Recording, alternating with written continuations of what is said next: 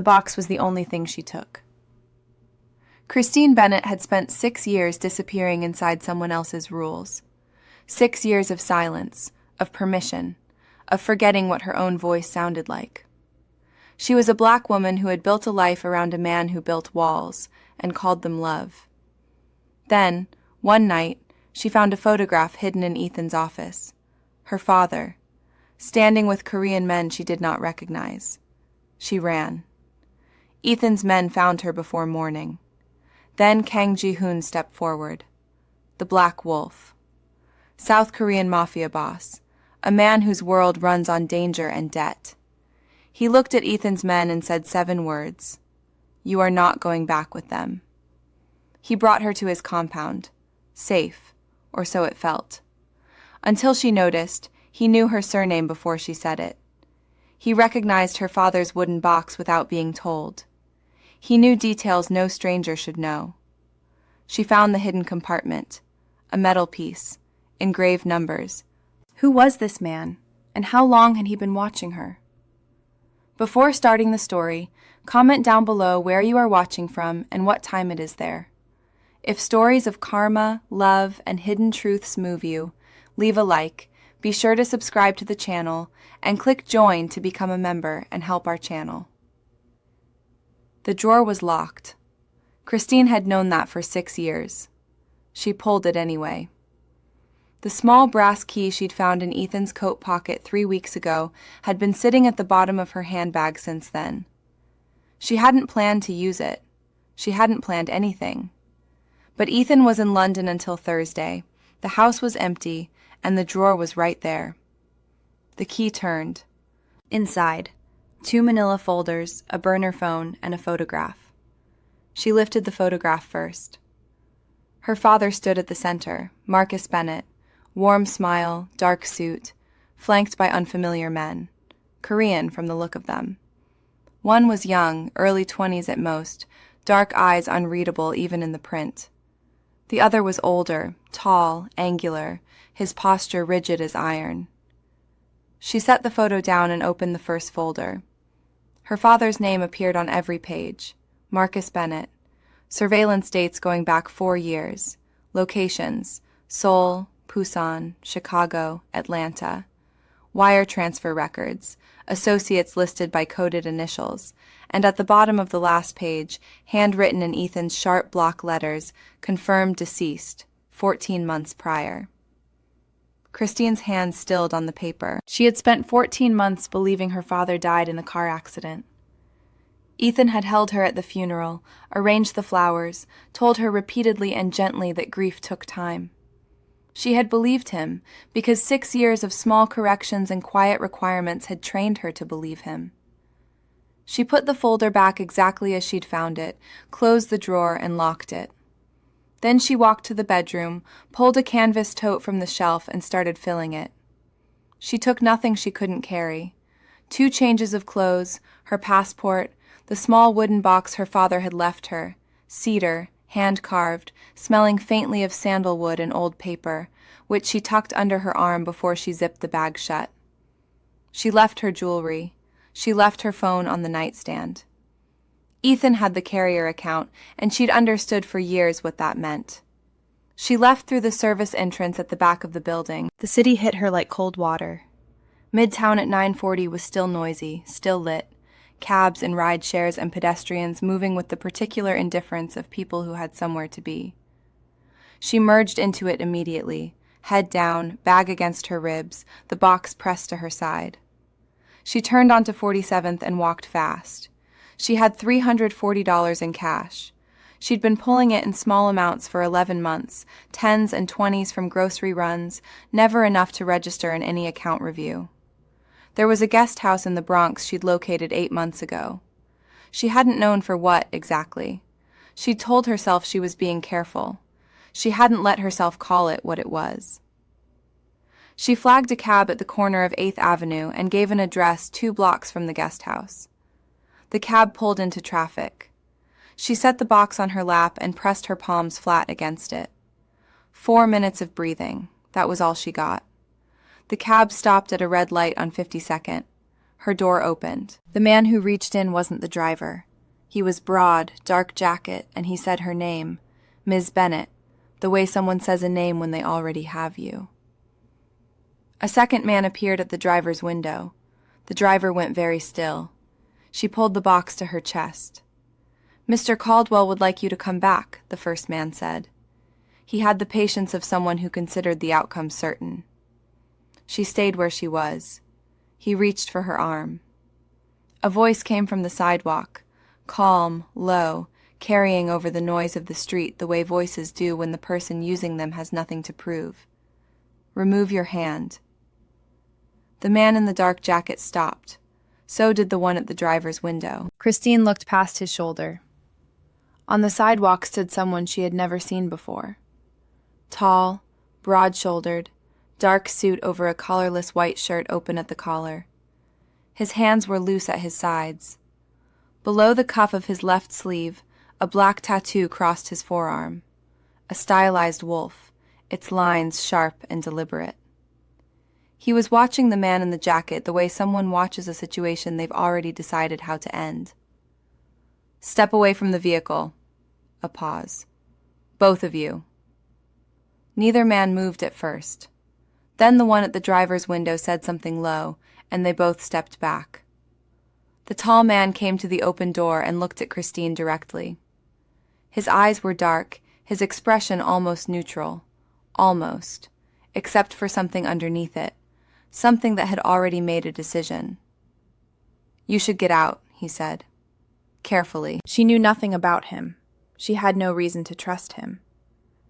But the two men were watching him with a wariness that had nothing performative in it. Ethan's folder had been real, and the cab had stopped moving. She got out. He placed himself between her and the two men without appearing to try. A half step, a shift of angle, and she was behind him. One of the men said something that carried the shape of a warning. He spoke to her, not to them. "You are not going back with them." The two men stepped back. Not far, just enough to make space. Kang Ji-hoon did not raise his voice again. He did not need to. The stillness around him carried more weight than shouting ever could. He turned to Christine, a short movement of his head, and walked toward a black vehicle idling at the far edge of the parking structure. She followed. There was no logic to it, only the recognition that staying was worse. The compound sat behind a high stone wall on the northern edge of the city. No sign, no nameplate. Two guards at the gate who saw Ji-hoon and moved without being told. The vehicle rolled through a courtyard and stopped before a wide concrete building, modern and severe, its windows narrow and deep. So Min-jae was already there, standing at the entrance with his arms at his sides. Inside, a room had been prepared. Clean, simple, one lamp, a window that faced the interior courtyard rather than the street. Ji-hoon stopped at the doorway. "The doors are not locked. You can leave whenever you choose." He paused.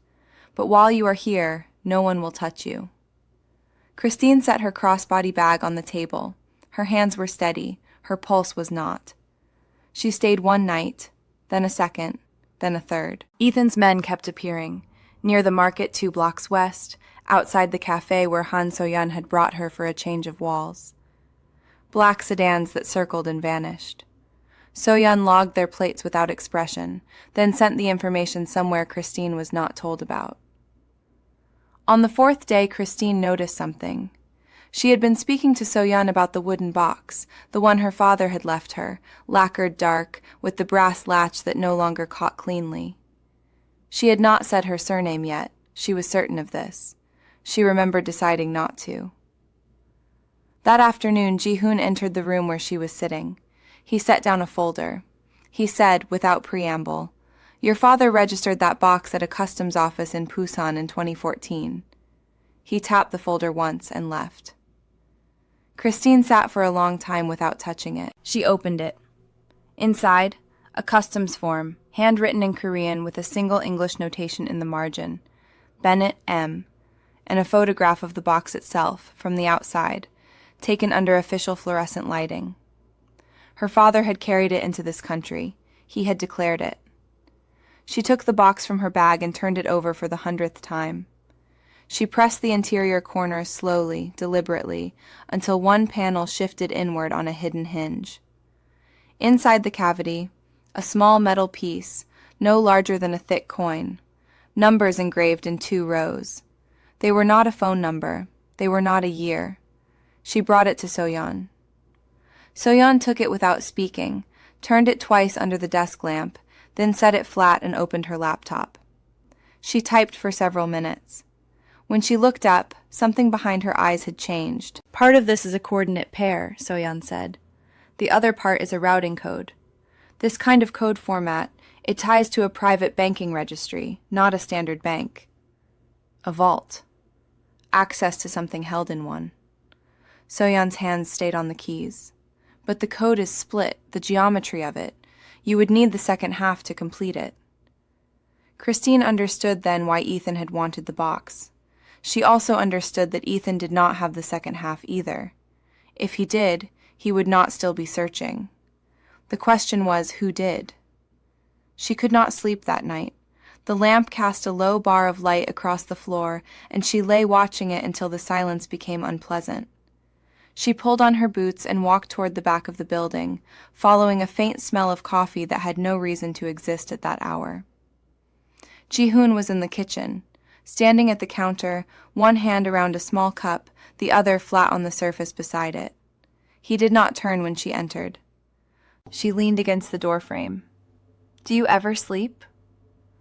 "Men with many enemies sleep very little." She moved to the opposite counter. "And men with many secrets?" He was quiet for long enough that she thought he would not answer. Then, even less. He poured a second cup and set it on the counter between them. She took it. They stood on opposite sides of the kitchen until the coffee was gone. Nothing else was said. On the 6th day, Christine went looking for Soyeon and found her door closed. She turned back down the corridor and passed a door she had noticed before, heavier than the others, no handle visible from the outside. That evening it was open by a few inches. She pushed it. Ji-hoon's office. Books on 3 walls, a desk with a single screen, dark. Maps pinned with care. She was already stepping back when she saw the photograph. It was in a plain frame, angled slightly on a side shelf, not displayed, placed, as if it had always been there and no one had thought to move it. 2 men standing outside a building she did not recognize. One was older, broad-shouldered, short dark hair with gray at the temples. The other was younger, sharp-faced, perhaps 22 or 23. She recognized her father before she recognized Ji-hoon. She lifted the frame. She studied it. Her father was smiling. The younger man beside him was not, but there was something in his posture, a looseness, an ease, that she had never seen in Ji-hoon's body in 6 days of watching him. She was still holding it when she heard him in the doorway. She did not put it down. She turned and held it out so he could see what she was looking at. Ji-hoon said nothing.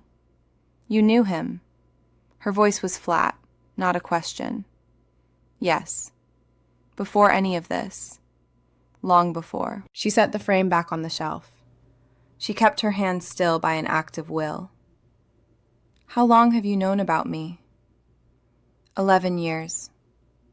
The number landed hard. She absorbed it. She kept her face level. "He asked you to do this.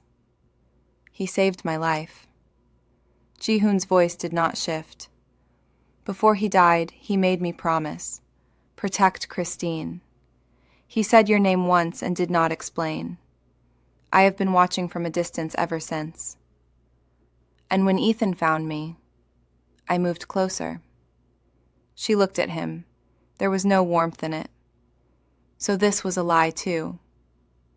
He met her eyes without flinching. "No. The lie was allowing you to believe our meeting happened by accident." The silence that followed was not empty. It had weight. Christine stood in the center of the study, the wooden box resting on the table behind her. Ji-hoon had not moved. He watched her the way men like him watched everything, measuring distance, calculating outcomes. She had learned to recognize that look. She had lived under it for 6 years. Her phone vibrated. She glanced down. An unknown number. The message was 4 words. Ask him about Marcus. Her chest tightened. She knew that phrasing. Ethan had always been economical with words when he wanted maximum damage. She looked up at Ji-hoon. My father's name was Marcus Bennett, she said. He died in the hit and run in Seoul, 12 years ago. The driver was never found. Ji-hoon's expression did not change. That was answer enough. Tell me who ordered it. He turned toward the window. Seoul's lights spread below them, indifferent and bright. He placed both hands behind his back, a gesture she had seen him make before, when he was composing himself rather than responding. Kang Dae-sung, he said. The name landed like a door closing. She had heard it before. His uncle. The older man in the charcoal suit who had looked at her across the hotel lobby as though she were a document he already understood. She had filed him away as peripheral. Now she saw he had never been peripheral at all. Your uncle had my father killed. Yes. One word. No softening. She pressed forward. And you knew. Ji-hoon turned from the window. He met her eyes without flinching. That was one thing she would give him. He did not look away. I have known for 4 years, he said. I have been building a case. Dae-sung is careful. He leaves distance between himself and every order he gives. I needed something he could not deny. The vault. The vault holds records, transactions, instructions in his own hand, a ledger of every operation he has run for 30 years. He paused. He has kept it as insurance, against rivals, against me. And you needed the wooden box to open it. The coordinates Soyeon identified, they point to a location outside the city. The metal piece is a key component of the lock mechanism. Without it, the vault stays sealed. She understood then. All of it. The compound, the protection, the careful attention. She had thought she was being sheltered. She had been positioned. You found me, she said. You arranged the introduction at the gallery. He did not deny it. You knew my father left me that box. You knew I had it and did not know what it was. Yes. The single syllable again. At least he was not dressing it up. She walked to the table and placed her hand on the wooden box. The grain was smooth under her palm. Her father had touched this surface. He had hidden something inside it and then died before he could explain why. And this man, this careful, controlled man who had made her feel, for the first time in years, that she was standing on solid ground, had known all of it and said nothing. I need you to understand something, she said. Ji-hoon waited.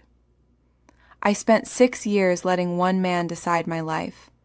I will not let another man do it for me, even if he believes he is protecting me. Something moved across his face. Not guilt exactly, something quieter than guilt. Recognition, maybe, as though a version of himself he had almost forgotten had just been named aloud. He took one step back. For once, he had nothing to say. She picked up the box and walked out of the study. The hallway was dim. 2 of Min-jae's men stood at opposite ends, statues in dark clothing, eyes tracking her movement without expression. She passed them without acknowledgement. She had learned long ago that men posted as guards were not there for your protection. They were there to know where you were. She reached her room and closed the door. The box sat on the nightstand. She sat on the edge of the bed and looked at it. Inside the hidden compartment, the metal piece. The coordinates Soyeon had read like numbers on a map to somewhere terrible. Her father had carried this and kept it secret, and someone had decided that secret was worth his life. Ethan had sent her that message knowing what it would do, knowing she would confront Ji-hoon, knowing the confrontation would fracture whatever trust had been building between them. He was still managing her from a distance, still pulling threads. She was done being the thread. She reached for her phone, not to call Ethan, not to call anyone in this compound. She opened the map application and typed in the first set of coordinates Soyeon had read aloud. The pin dropped on a location 30 kilometers outside Seoul, a site marked only as a private facility, no name, no image attached. 30 kilometers. She could be there before morning.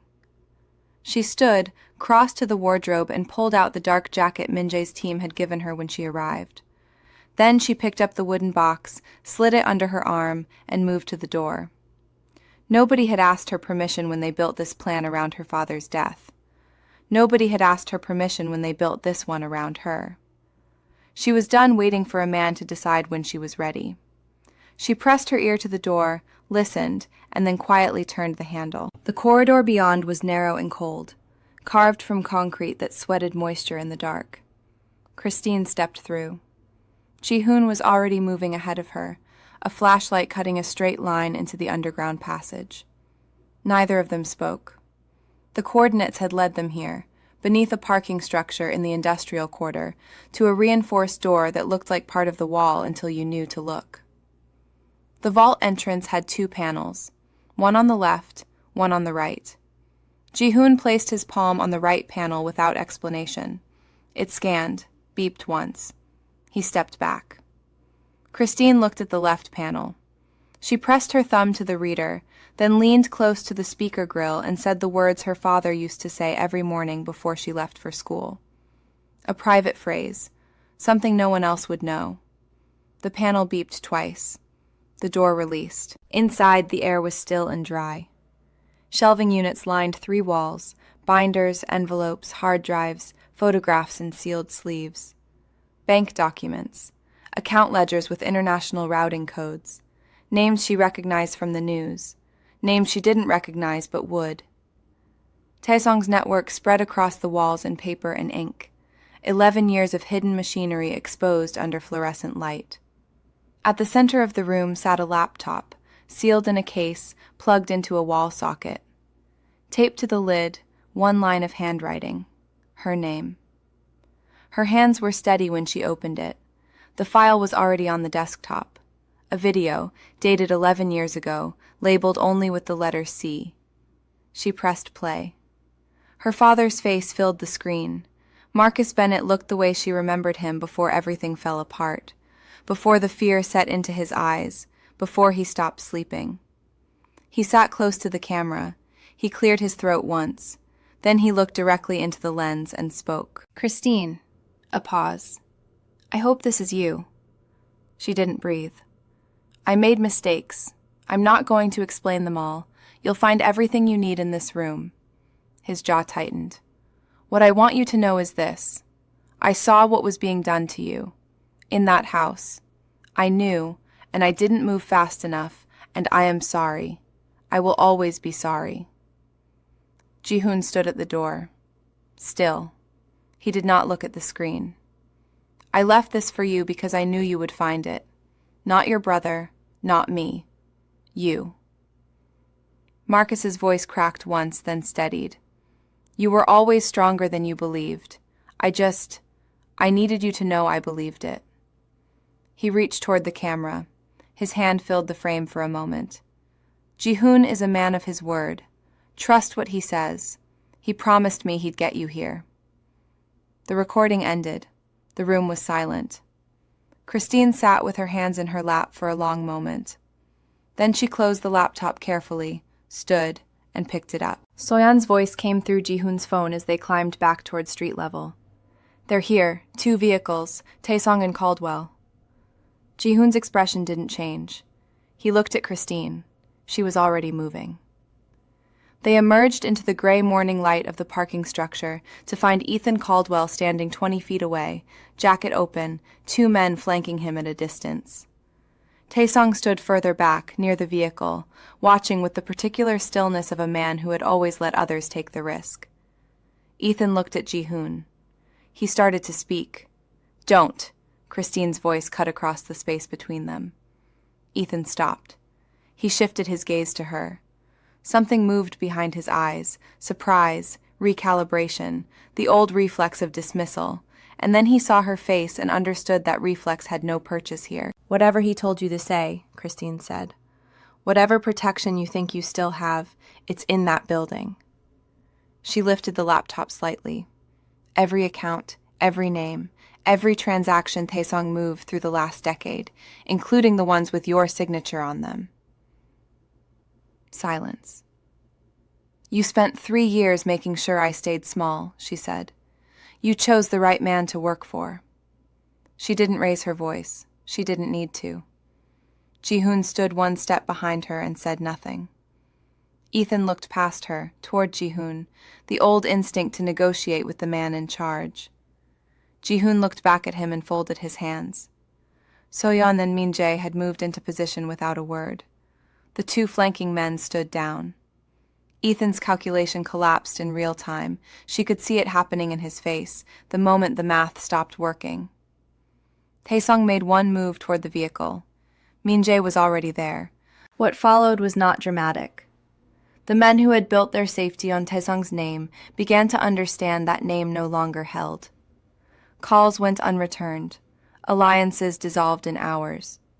By the time the authorities finished processing what was in that vault, Taesong's network was not broken, it was simply visible, and visibility was enough. Every structure he had built depended on darkness. The documents Christine carried out of that room were light. Ji-hoon fulfilled the promise he had made to Marcus Bennett 11 years before. That was the whole of it.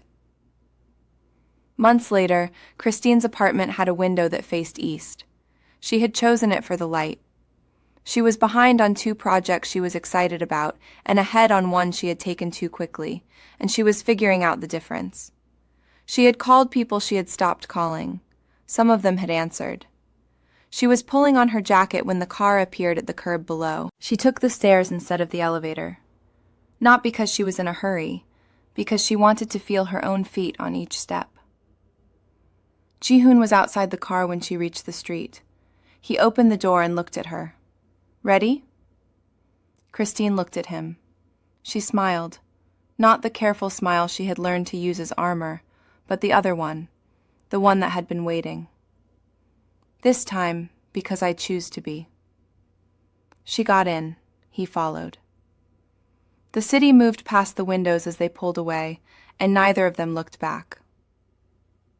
If this story moved you, stop for a moment and reflect. Have you ever carried something left by a parent, an object, a silence, a secret, without knowing its true weight? Have you ever discovered that someone close to you was never really there for you, but for what you were hiding without knowing it? And have you ever stood at the exact moment when someone powerful was ready to decide your life, and chosen to speak first? Tell us your experiences and feelings in the comments. We read them all. And if you believe in stories about hidden promises, inherited secrets, and chosen freedom, leave a like, be sure to subscribe to the channel, and click join to become a part of our community and help the channel.